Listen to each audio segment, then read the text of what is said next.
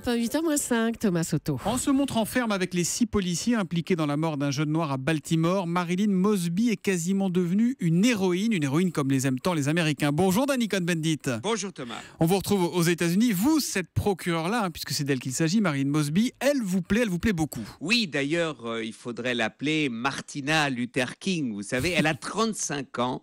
C'est la plus jeune procureure d'une grande ville américaine. Elle est d'ailleurs procureure depuis 4 mois. Elle est d'une famille afro-américaine, tous des policiers. Son père, son oncle, son grand-père. Mais en 1994, son cousin a été tué par un policier, le confondant à un dealer.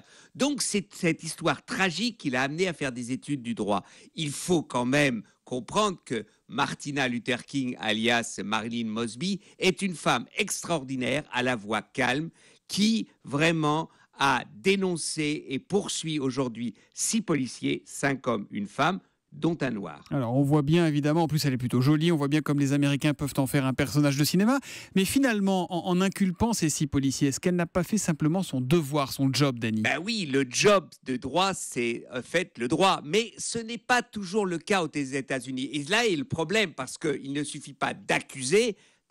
Après, il y aura un procès. Et rappelez-vous, 92, quand Rodney King, dont on avait même sur vidéo vu comment il était tué, eh bien, les policiers qui l'avaient tué ont été acquittés. D'ailleurs, ça s'en suivi des émeutes incroyables dans tous les États-Unis et à Los Angeles, plus de 53 morts. Donc, évidemment, il faut que le droit devienne vraiment le droit. No peace sans justice.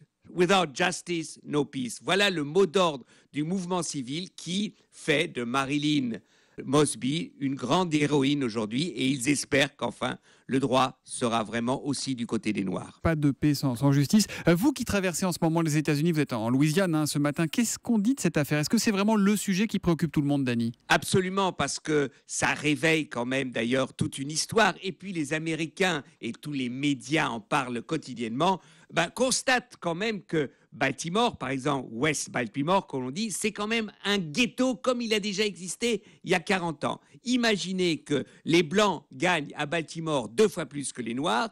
Pour le chômage des jeunes, il y a 37% pour les Noirs, 10% pour les Blancs. Bref, ces ghettos sont aux mains de policiers corrompus locaux, de dealers et de la violence policière quotidienne. Et c'est ça qu'il faut qu'il change. Tout cela, sinon, eh bien, le droit ne servira à rien. L'humeur de Danny tous les matins à 8h-5 sur Europe 1. En ce moment aux États-Unis. À demain, Danny. À demain. Have a good day. Bonne journée. Good day. It would be a big day. Ciao, ciao. Au revoir, Danny. À demain.